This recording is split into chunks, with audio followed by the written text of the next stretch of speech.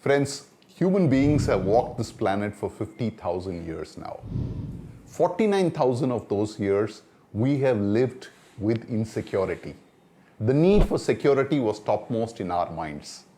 Therefore, which is why we wear these clothes, we stay under a very strong roof. These are all examples of us wanting to feel safe and secure. In fact, many people also extend this to their monies. They keep their money only in the savings account. Why? Because they think that some unknown emergency will creep up on them and they'll need money for that. Right? I've seen people for years keep money in current account and savings account without having deployed. Do you know, friends, that every day when you go to bed with money lying around in savings account, you're losing 5% of it to inflation? Yes, my friend.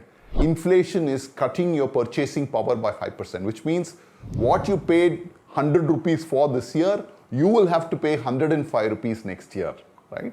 And so on and so forth. So in a span of 10 years, if you just kept money in the savings account, you will be able to afford only half of what you're able to afford today.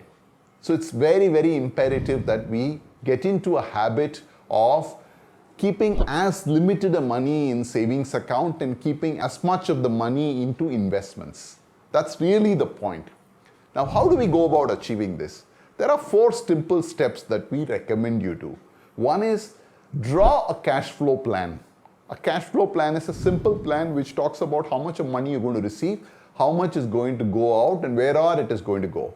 So in that, you know exactly where you're going to spend your money, and whatever is the surplus can be determined. In fact, the surplus which you plan to invest must be the first thing that you determine and take away from your account.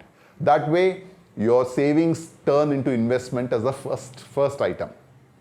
The second step is, do not do any impulsive purchase, my friend. It's imperative that you stick to the plan that you have made for yourself. Don't do anything impulsive. Review your plan and stay the course. Third, the investments that you make, you must make it in 3 distinct buckets. Long term for your retirement and for children's education, medium term, and some in short term. These short term investments are essentially for your emergency needs and so on and so forth. In fact, you can keep as limited a money for short term because you also have other means. You can always borrow from friends for short term, or you can use your credit card if it comes to that, right? That's what a credit card is meant to do. So that's the other item. And last but not the least, by moving money from your savings account to an investment account, you're moving it from a rate of interest that is, say, 3 or 4% to a rate that is 12%. As long as you stay invested for a reasonably long period of time, you're almost getting 3 times more returns, my friend. You cannot create wealth if you continue to remain in the safe zone. So it is important to take a little risk by committing your savings into something for investments.